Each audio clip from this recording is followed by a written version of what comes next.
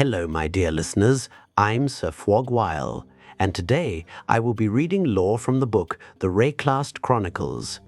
Tonight, the chronicle turns to Jamanra, the risen king, a rebel remembered as danger, a leader remembered as promise, and a corpse returned with corruption in his voice. We will hear his own book, his challenge at the Halani gates, and the later warnings that reveal how a political wound becomes a beast-fed war. Jamanra enters the story as a name already carrying judgment. The Maraketh remember him through rebellion, closure, and threat. His own words remember a different beginning. Our people have lived in the shadows of the dunes for too long. Countless generations have been forgotten, will be forgotten. We are not Faridun. We are Maraketh. And if we work together, if we unite, then they will be forced to acknowledge us. We must show them that casting us off is a mistake. We must show them our strength. Perhaps we can one day rebuild Keth itself. For all those who live in the plains of Vastiri. The book reads like a manifesto, a political address written before the monster's voice takes over. Jamanra speaks to people cast into the dunes, called Faridun, as if the word could erase their Maraketh blood. His first political demand is acknowledgement. The throne comes later. First he asks for a people to be seen, named correctly, and treated as kin rather than waste. A crown survives only when people agree to carry its weight. The unique armor called Kingsguard says it plainly, the toughest armor is the trust of your people. That line cuts straight through Jamanra. If the Faridun trust him, he can look like a king to them. If the Akaras refuse that trust, the same man becomes a criminal memory. Me? Jamanra? How is this possible? Asala's shock matters because she does not treat Jamanra as an ordinary warlord. Her voice recognizes a historical impossibility standing in front of her. Her first word carries age. Asala has heard of Jamanra through tale, warning, law, or shame. The living desert has suddenly produced a dead argument. Noxious Sekema! His first challenge drips with contempt for the Sekema. That contempt has a history behind it. He speaks as someone who believes the court of Maraketh honor already failed. I tried to seek peace, and the Sekemas disgraced me. Left my corpse to rot in the sand.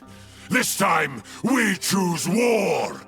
Here, Jamanra names the wound himself. He claims he sought peace. He claims disgrace. He remembers a body left in the sand, and that memory becomes permission for war.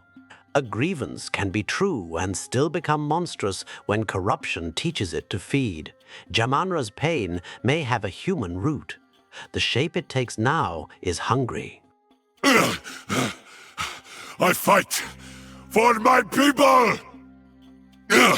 I will lead the Faridun to glory! Those lines preserve the old Jamanra inside the corrupted one.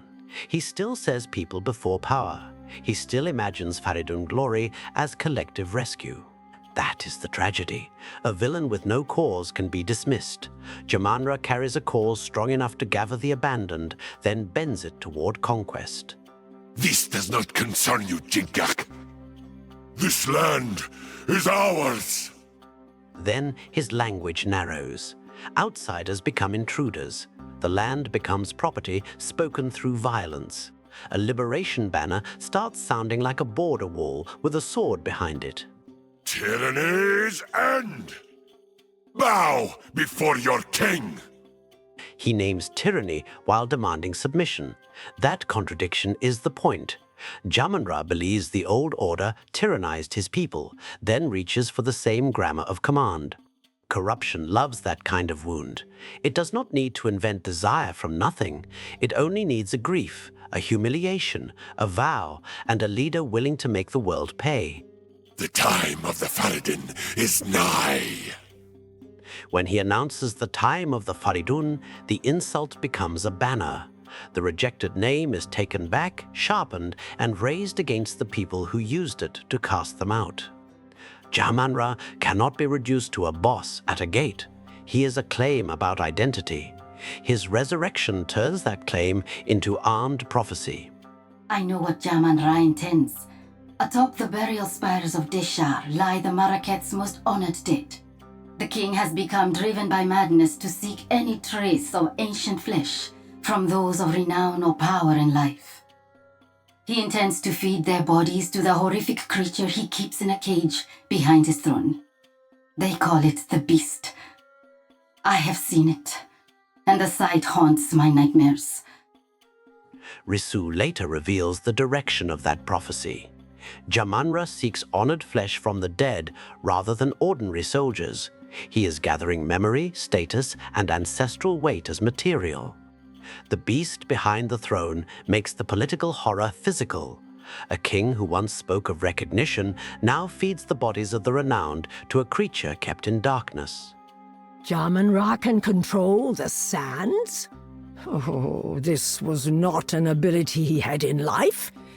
It must be born of corruption. Zarka gives the cleanest diagnosis. Jamanra's command of the sands was absent in life. The new power is born from corruption, meaning the old rebel has been rewritten by a force older and hungrier than his cause. The beast will rise, the Maraketh will fall. The line is blunt enough to chill the room. Jamanra no longer promises only Faridun glory. He promises the beast and the fall of the Maraketh. We shall finish this, but not today. His retreat keeps the question alive. Jamanra is defeated at the edge of the road, yet his claim has already entered the story. A rejected people, a corrupted king, and a chained beast now share one shadow. Tonight we learned that the risen king's crown is made from memory, rejection, and rage. His words begin with recognition for the forgotten. His battle voice turns that longing into dominion, purges, and submission. Next time, we follow the people standing behind that banner, the Faridun, and the wound Maraketh law refuses to name plainly. That's all I have for you tonight. Be sure to like, comment, and subscribe. There is much more lore and many more stories to come. Thank you for taking the time to watch my content. Until then, take care, and I'll see you next time.